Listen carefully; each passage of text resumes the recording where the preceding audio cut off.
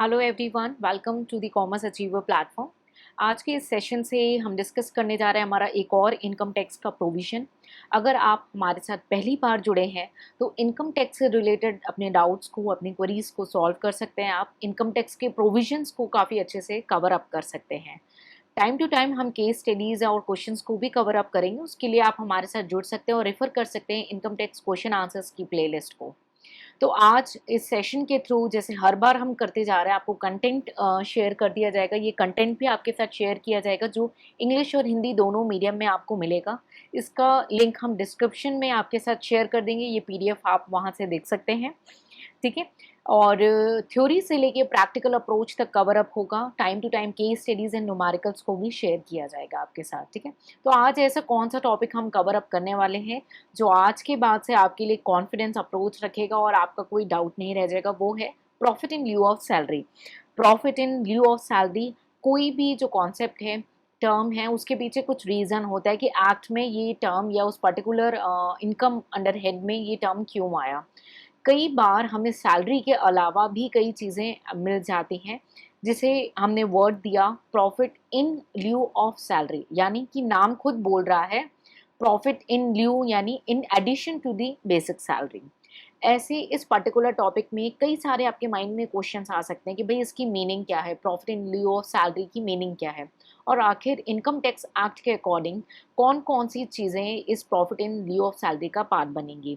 या आपके माइंड में ये क्वेश्चन आ सकता है कि कौन सी ऐसी चीज़ें हैं जो बेसिक सैलरी में कवर्ड होंगी और कौन सी ऐसी चीज़ें हैं जो profit in lieu of salary का पार्ट बनेंगी, या profit in lieu of salary और अलाउंसेस, परक्विजिट, इन सारी चीज़ों के बीच में डिफरेंसेस क्या हैं।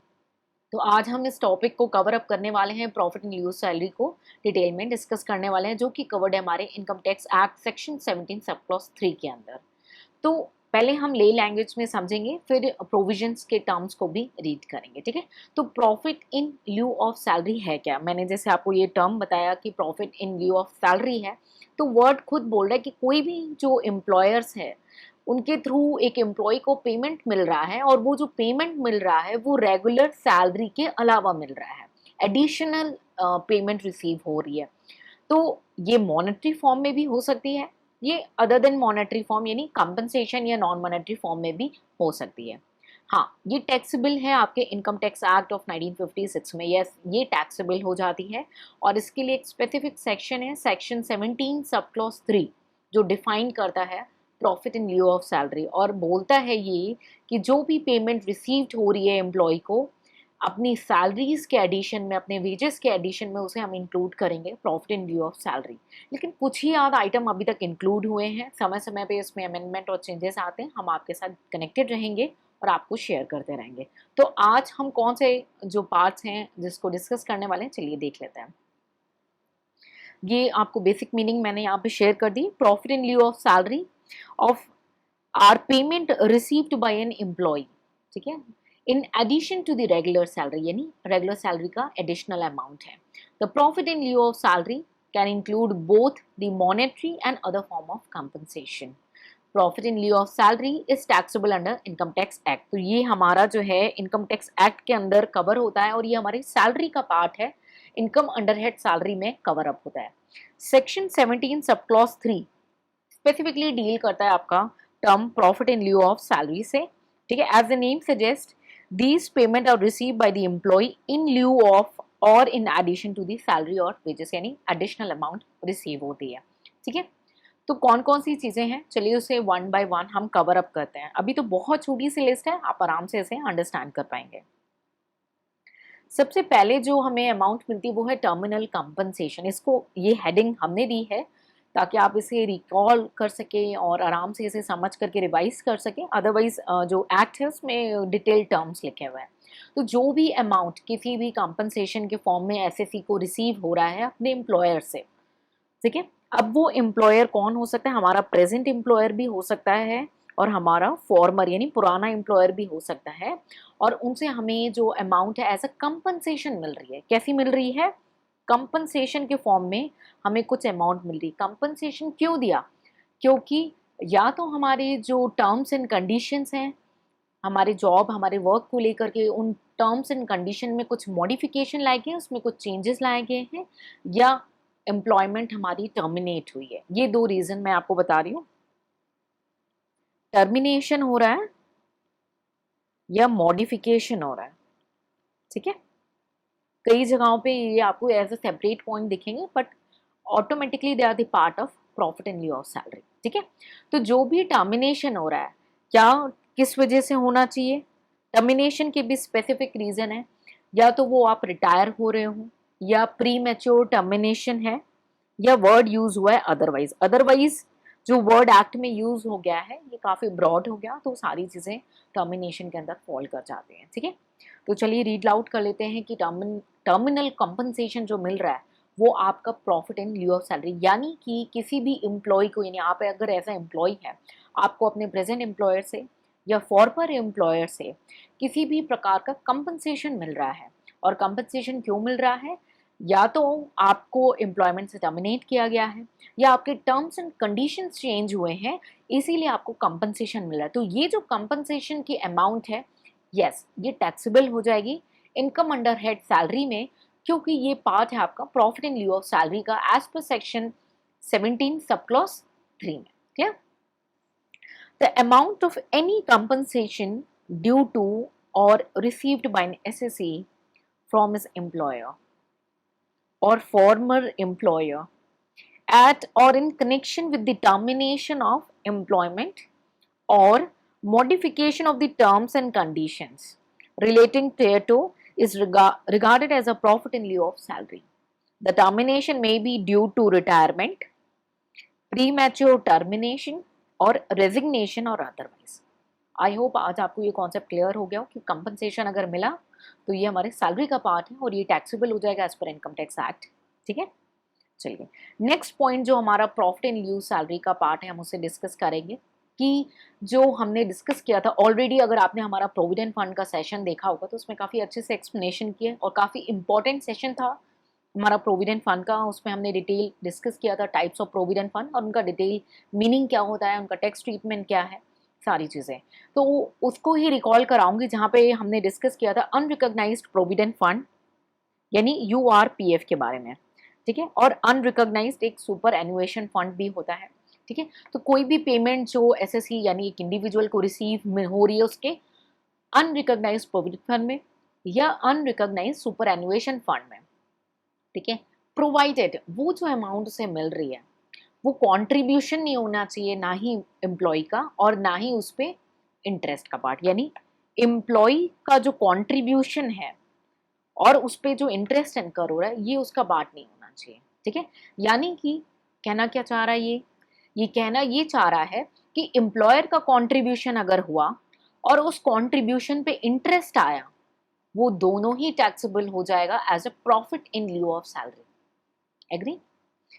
आपसे रिक्वेस्ट है ये टॉपिक को और अच्छे से समझ सकते हैं आप अगर आपने प्रोविडेंट फंड का सेशन अच्छे से कवर अप किया तो। ठीक है, तो एम्प्लॉयर का जो कंट्रीब्यूशन है और उस पर जो इंटरेस्ट आ रहा है उस पर्टिकुलर कंट्रीब्यूशन पे, ठीक है, ये आपका पार्ट हो जाएगा taxable as a profit in lieu of salary. ठीक है, लेकिन अगर आपका एम्प्लॉयर का कंट्रीब्यूशन और उस पर जो इंटरेस्ट मिल रहा है और एम्प्लॉय का जो कंट्रीब्यूशन है, ठीक है, वो एम्प्लॉयमेंट के दौरान मिल रहा है, ठीक है, जब आप सर्विस में उस दौरान में मिल रहा है तब वो टैक्सेबल नहीं होगा। ठीक है, और एक्यूमुलेटेड टाइम में जब आप विड्रॉ कर रहे हैं, एंड में जब विड्रॉ कर रहे हैं, ठीक है, तब उस समय जो अनटैक्स पोर्शन यानी एम्प्लॉयर का जो कंट्रीब्यूशन है और जो उस पर इंटरेस्ट है वो आपका प्रॉफिट इन लिeu सैलरी का पार्ट बनता है। ठीक है, और एम्प्लॉय का जो इंटरेस्ट है वो आपका होता है इनकम फ्रॉम अदर सोर्स। इस टॉपिक को और अच्छे से कवर अप करना है, आप इसको डिस्कस कर देख सकते हैं प्रोविडेंट फंड का सेशन, आपको कॉन्फिडेंट आ जाएगा कि profit in lieu of salary में मैंने क्या डिस्कस किया था। ठीक है, नेक्स्ट हम हमारा जो प्रॉफिट इन लिeu सैलरी का पार्ट है वो है की मैन इंश्योरेंस पॉलिसी, यानी कि कोई भी पेमेंट जो एम्प्लॉय रिसीव कर रहा है या रिसीव करेगा under key man insurance policy, ठीक है, जिसमें या तो कोई ऐसा भी सम हो जो बोनस के फॉर्म में मिल रहा हो, उसे भी हम कवर अप करेंगे as a profit in lieu of salary और वो आपका टैक्सेबल हो जाएगा इनकम अंडर हेड सैलरी के अंदर। ठीक है, so any payment due to और received by an employee under key man insurance policy including the sum allocated by way of bonus, यानी अगर बोनस मिल जा रहा है, उसमें कोई बोनस इशू हो रही है उस पॉलिसी में, वो भी टैक्सेबल है, ठीक है, will regarded as a profit in lieu of salary. तो अभी तक हमने 3 एरियाज को डिस्कस किया है सर। आपका एक तो टर्म्स एंड कंडीशन में टर्मिनेशन हो रहा है आपका, या आपके मॉडिफिकेशन हो रहा है, ठीक। दूसरा हमने प्रोविडेंट फंड वाला कॉन्सेप्ट समझा। तीसरा हमने समझा की मैन इंश्योरेंस पॉलिसी वाला। ये तीनों चीज हमारी profit in lieu of salary का पार्ट है। नेक्स्ट हम डिस्कस करेंगे कि और क्या है हमारा profit in lieu of salary का पार्ट। जो भी अमाउंट आपके ड्यू है या आपने रिसीव की है अपनी एम्प्लॉयमेंट को ज्वाइन करने से पहले या एम्प्लॉयमेंट के बाद, ज्वाइन करने से पहले या एम्प्लॉयमेंट के बाद, यानी आपकी सर्विस के दौरान नहीं, उससे पहले या उसके बाद, ठीक है, जो भी अमाउंट, चाहे वो आपने लम सम में रिसीव की हो या किसी भी फॉर्म में, ठीक है, बिफोर ज्वाइनिंग द एम्प्लॉयमेंट या आफ्टर द एम्प्लॉयमेंट, ठीक है, तो वो भी आपके profit in lieu of salary का पार्ट बनेगा और वो टैक्सेबल हो जाएगा इनकम अंडर हेड सैलरी के अंदर। सो एनी अमाउंट ड्यू और received before joining or after cessation of employment, any amount due to or received whether in lump sum or otherwise by any SSE from any person before his joining any employment with that person or after cessation, ठीक है, तो it will be the part of profit in lieu of salary and taxable as income under head salary, clear है। उसके बाद हमारा जो next point है जो profit in lieu of salary का पार्ट है कि भाई अब कोई भी अमाउंट मिल रही है एम्प्लॉयर को एम्प्लॉय से, हर तरीके की पेमेंट, ठीक है, हर एक अदर की पेमेंट जो एम्प्लॉयर को एम्प्लॉय से मिल रही है वो profit in lieu of salary के अंदर हम ले आएंगे, प्रोवाइडेड वो सारी जो पेमेंट्स हैं उसमें कुछ चीज़ें इन्होंने एक्सक्लूड कर दिया, ठीक है। तो जो भी आपकी लीगल ऑब्लिगेशंस हो, वॉलंटरी हो, मुझे हम profit in lieu of salary का पार्ट बनाएंगे, ठीक है, लेकिन कुछ चीज़ों को इन्होंने बोल दिया भाई ये सारी चीज़ें profit in lieu of salary का पार्ट नहीं हो सकती, ये एक 7 स्पेसिफिक लिस्ट है, ठीक है। तो ये 7 item, death cum retirement gratuity, commuted value of pension, retrenchment compensation और स्टैट्यूटरी प्रोविडेंट फंड के रिस्पेक्ट में जो पेमेंट आ रही है, recognised provident fund, approved superannuation fund में जो पेमेंट आ रही है और HRA के through, they are not the part of profit in lieu of salary, ठीक है। और जैसे HRA आप देख सकते हैं तो ये आपका एक अलाउंस है ना। So let's read out. So any other sum received by the employee from the employer.